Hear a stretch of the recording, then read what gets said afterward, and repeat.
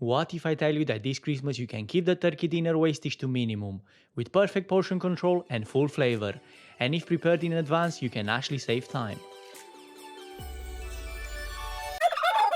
Preheat your oven at 200 degrees Celsius or 390 Fahrenheit. I'm pretty sure you know and it doesn't come as a surprise. But finding minced pork during Christmas or before Christmas is kind of complicated, so just adjust and use sausages. Try to use something plain with only salt and pepper, so you can adjust the seasoning to your liking. There are so many variations of sausages, so you might find something with your preferred flavor. Sage and pork are the best friends, so try to get a few leaves in there, it will really make the difference. To enhance that nice green color into the stuffing, I'm also adding some flat parsley. Not as strong, not as pungent as the sage, but definitely something to consider. Other alternatives to keep in mind are chives or spring onion, but if you don't like much green into your stuffing, then you can simply skip them. Mix everything together until well combined. And you're probably wondering, where is the seasoning? Well, because I bought the sausages from the shop, most of the times they have basic seasoning such as salt and pepper.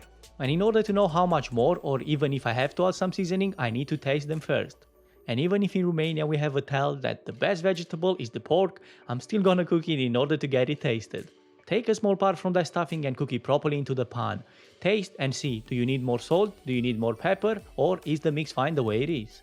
Mine need a pinch of salt and a pinch of pepper, and I'm good to go. But even if you buy the meat plain and you season it yourself right from the beginning, I'm still highly recommending you to cook it, taste it, see where you are before you adding it into the roll. There is no better way to bring some Christmas spirit into this recipe other than with some roasted chestnuts. You can soak them before into water to make this process easier, but get a sharp knife and make 1 or 2 incisions in each one of them, because if you don't do it, I can promise you they will literally explode into the oven. Talking about the oven, in the oven they go for about 20 to 25 minutes or until nicely roasted. Now let's move on to the turkey.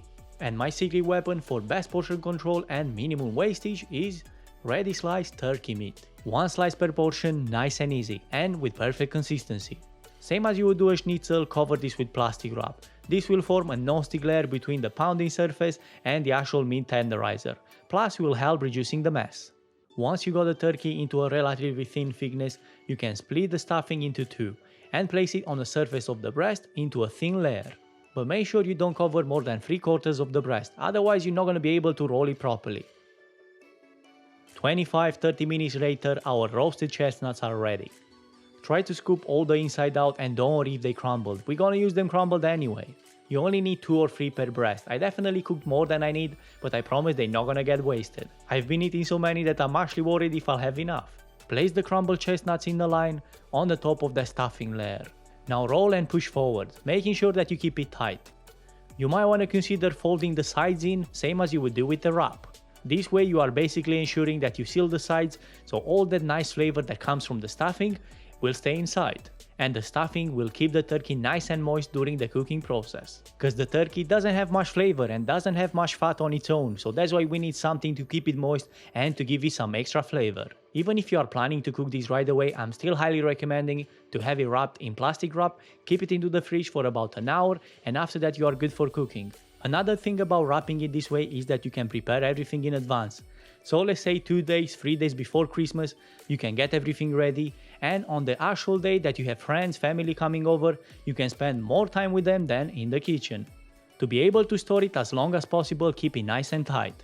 This is a technique that might take a bit of time to master it, so you might need a bit of practice, but it's really good when making terrines, making rolls and many other situations. And if you've done the process properly, it should be firm and tight. I'm now placing this into the fridge for about an hour. After that, set a pan on high heat with 2 tablespoons of veg oil and get ready for frying. Unwrap the turkey rolls from that plastic wrap, and as you can see, even after only an hour, they look nice and neat. Because the cold temperature from the fridge and obviously the wrap help setting up this in a proper shape.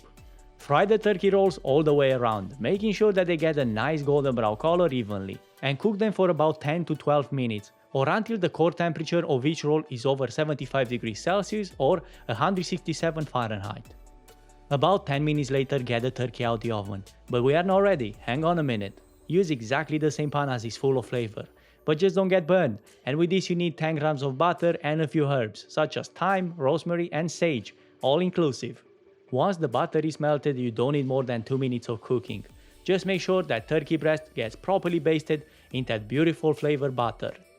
Remove the rolls from the heat, and meanwhile we're gonna make a quick easy gravy. There's not much to deglaze, so I'm not gonna add any wine, I'm gonna go straight in with the flour.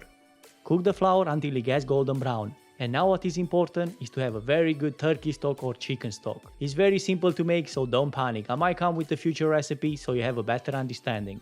Add the stock gradually, bring it to the boil, and after that reduce it to simmer, whisking constantly until thickened, about 5 to 10 minutes. I'm not gonna lie, the downside of this recipe is that you cannot make a turkey gravy same as you would do from the juices of a big bird.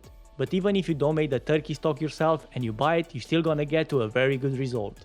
Once your gravy is reduced to a coating consistency, it's ready to go, and you can consider adding some chives or whatever greens you want. This is my second video of the playlist Christmas at Home this year.